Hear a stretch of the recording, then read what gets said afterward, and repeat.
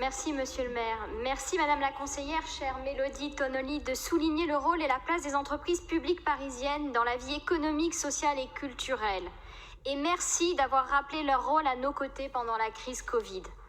Examiner cette délibération présentant les rapports de nos mandataires dans les conseils d'administration de nos sociétés d'économie mixte et sociétés publiques locales n'est effectivement pas seulement une obligation, c'est avant tout l'occasion de mettre en valeur le rôle des membres des conseils d'administration et de mettre en perspective la stratégie de la ville de Paris concernant ses opérateurs. Nos entreprises publiques contribuent à la vitalité économique de notre ville et son attractivité, comme cela a pu être rappelé mercredi. Elles participent également au service public parisien dans la multiplicité de ses réalités. Et plus que jamais, dans la crise sanitaire, économique, sociale que nous traversons, nos concitoyens ont besoin de ce service public fort, engagé, au plus près du terrain et de ses besoins. Bras armés de nos politiques publiques sectorielles, nos entreprises publiques locales s'inscrivent dans des objectifs globaux de notre mandature et sont donc pleinement partie prenante de nos ambitions pour Paris. Ces rapports sont aussi l'occasion de mesurer l'engagement de chaque entreprise publique aux côtés de Paris sur ses valeurs partagées.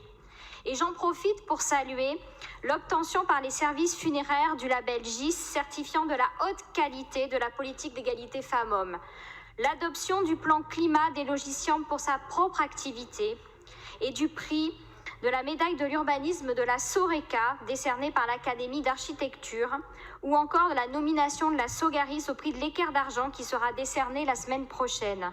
Je m'arrête là d'ailleurs car la liste est longue, mais cela démontre, mes chers collègues, que services publics et haute qualité vont de pair pour nos opérateurs. C'est dans cette perspective que depuis 15 mois, j'ai entamé, après le plafonnement des jetons de présence que notre Assemblée a adopté il y a 1 an tout juste, le travail de féminisation des conseils d'administration, et je vous en rendrai compte prochainement à la suite du vœu que nous avons adopté en février dernier. De même, avec Patrick Bloch, comme nous nous y étions engagés auprès des groupes du Conseil, nous suivons avec attention la présence des mandataires parisiens dans les conseils d'administration et nous avons déjà été amenés à exercer une alerte.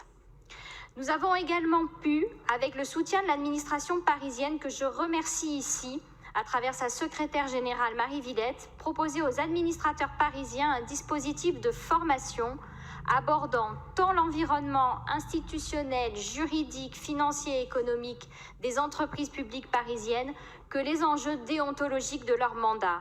57 élus sur les 84 membres des conseils d'administration y ont participé à distance, soit près de 70%. J'en profite d'ailleurs pour rappeler aux autres que ces formations sont toujours accessibles sur l'intranet.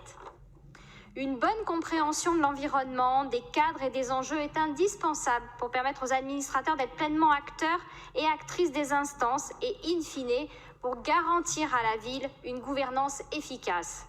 Car c'est bien l'enjeu essentiel pour la ville. Être un actionnaire actif, cohérent et pertinent dans l'action qui pilote ses opérateurs et exerce son contrôle sur leurs objectifs.